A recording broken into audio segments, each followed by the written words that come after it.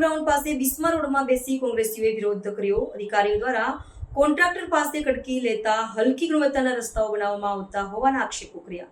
વલસાડ જિલ્લામાં પડેલા ભારે વરસાદને કારણે વલસાડ જિલ્લાના રસ્તાઓ ખરાબ થઈ જવા પામ્યા છે। રસ્તાઓ પર પડેલા ખાડાને લઈ પ્રજા પરેશાન થઈ રહી છે, જેને લઈ આજરોજ વલસાડ તાલુકા કોંગ્રેસ દ્વારા આરપીએફ ગ્રાઉન્ડ પાસે ખરાબ રસ્તા પર બેસી વિરોધ કરવામાં આવ્યો હતો। રસ્તા પર પડેલા ખાડાને લઈને કોંગ્રેસ દ્વારા સરકારી અધિકારીઓને ભાજપના નેતાઓ સામે વિરોધ નોંધાવ્યો હતો। અધિકારીઓ દ્વારા કોન્ટ્રાક્ટર પાસે કડકી લેવામાં આવતી હોવાના કારણે કોન્ટ્રાક્ટર દ્વારા હલકી ગુણવત્તાના રસ્તાઓ બનાવવામાં આવતા હોવાના આક્ષેપો કોંગ્રેસ દ્વારા કરવામાં આવ્યા હતા। તંત્ર દ્વારા વહેલી તકે રસ્તાઓ ન બનાવવામાં આવે તો કોંગ્રેસ દ્વારા ઉગ્ર વિરોધની ચીમકી પણ આપી હતી।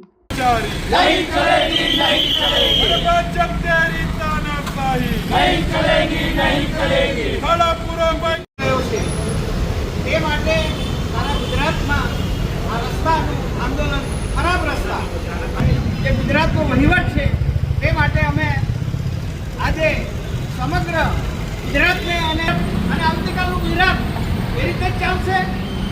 કેટલાય સમયથી કેટલાય માણસોનું કમર નુકસાન થઈ રહ્યું છે, ત્યારે આખરી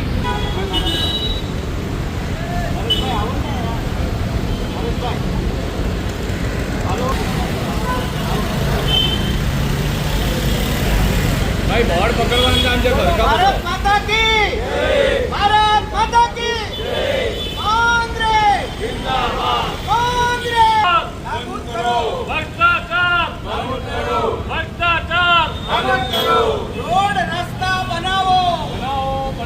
આજ રોજ આપણે જોઈ શકીએ છીએ કે શહેરના રોડ હોય, ગામડાના રોડ હોય કે હાઈવે નેશનલ હાઈવેના રોડ હોય, કોસ્ટલ હાઈવેના રોડ હોય, પણ એટલા ખરાબ અને જર્જરિત હાલતમાં છે કે લોકોએ જવાની બહુ મોટી સમસ્યા ઊભી થઈ છે। ગાડીની અંદર બેસો તો હાલમ દોલમ ચાલે છે અને સમજ જ નથી પડતી કે આ રસ્તો છે કે ખાડા છે, સમજ જ નથી પડતી। એ ટાઈપના ખાડાઓ આપણે દેખાઈ રહ્યા છે।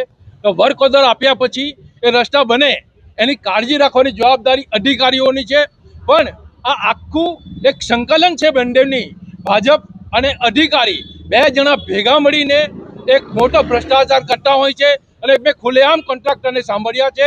કોન્ટ્રાક્ટર એવું કહે છે કે એક રસ્તો બનતો હોય તો અમે 30 થી 35% વહીવટીમાં આપીએ છીએ, અને બીજા જે એને લાગતા વળગતા હોય, સમજો તાલુકાનો રસ્તો હોય, તાલુકા પંચાયત સભ્યોને આપવાનો હોય છે, તાલુકા પ્રમુખને આપતા હોય છે, જિલ્લા પંચાયતના સભ્યો લેતો હોય છે, જ્યારે જિલ્લા પ્રમુખ પણ લેતો હોય છે, ધારાસભ્યના રસ્તા હોય તો ધારાસભ્ય પણ કમિશનબાજી કરે છે, સંસદ સભ્ય હોય તો સંસદ સભ્ય પણ કમિશનબાજી કરે છે।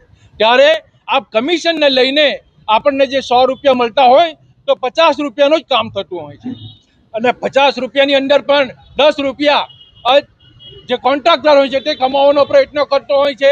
કારણ કે તમે જોયું છે જ્યારે પણ કોઈ ભાજપના કાર્યક્રમ થતા હોય છે તો એ લોકો કોન્ટ્રાક્ટરોને ફોન કરતા હોય છે અને કહે છે કે ભાઈ તમે આટલી જગ્યા પર આટલા રૂપિયા મોકલી આપો તો અમે તમારો આ કરીએ છીએ। તો કાર્યક્રમ કરવાનો ખર્ચો પણ કોન્ટ્રાક્ટર ઉઠાવતા હોય છે।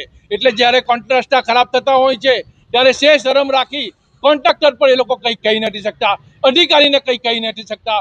પણ આ દેશની અંદર જો કોઈ મોટામાં મોટા જવાબદાર હોય તો અધિકારીઓ છે, અધિકારીને જ પગાર આપવામાં આવે છે। શા માટે એ લોકો કમિશન લે છે અને શા માટે કમિશન લઈને રોડ રસ્તાની ક્વોલિટીની અંદર એ લોકો ખરાબ ક્વોલિટીના રસ્તા બનાવે છે, જેથી કરીને પ્રજાએ ભોગવવું પડે છે। આપણને ખબર જ છે કે આ રોડ રસ્તા જે કોઈ બને છે એ રોડ રસ્તા બનાવવા પાછળ જે પણ કંઈ ખર્ચો થાય છે તે આપણો ગરીબથી લઈને નાના મોટા માણસોનો ખર્ચો થતો હોય છે। એ લોકોને ટેક્સના થકી આપણે રસ્તા બનાવતા હોય છે, ત્યારે આપણા પૈસાને આ રીતે પૈસા ખાવાનું એક ખુલ્લું મેદાન મળી ગયું હોય છે। કે ખુલ્લું મેદાન એવી રીતે મળ્યું છે કે ખુલ્લેઆમ ભ્રષ્ટાચાર કરે છે, અને આપણને 30% 70% જેટલો ભ્રષ્ટાચાર રોડની અંદર થાય છે, અને 30%ના જે રસ્તા મળતા હોય તો એક જ વર્ષની અંદર રસ્તો તૂટી જાય છે, સ્વાભાવિક છે। ત્યારે આ ભ્રષ્ટાચાર દૂર થવો જોઈએ, અને આવનાર સમયની અંદર આ જ રીતે રસ્તાઓ અને ભ્રષ્ટાચાર થશે છે તો કોંગ્રેસ રોડ ઉપર આવશે, મેદાનમાં આવશે કોંગ્રેસ, અને આનાથી પણ જવલત કાર્યક્રમ અમે જિલ્લા લેવલથી કરીશું, દરેક તાલુકામાં પણ અમે કરીશું। આવનાર સમયની અંદર એનું ધ્યાન અધિકારીઓ રાખવાનું છે।